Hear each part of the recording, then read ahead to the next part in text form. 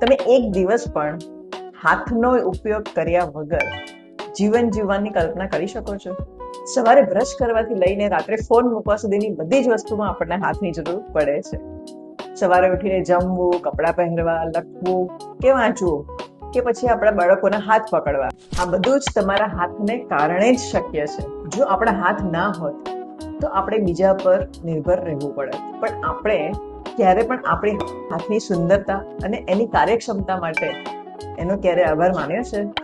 Magic બુકની પ્રેક્ટિસમાં જ્યારે આપણે આપણા હાથો તરફ જોઈએ છે અને તેને પ્રેમથી સ્પર્શ કરીએ છીએ, ત્યારે આપણને સમજાય છે કે આ કેટલો મોટો ચમત્કાર છે. તમારા હાથ તમારા વિચારોને કર્મમાં બદલે છે.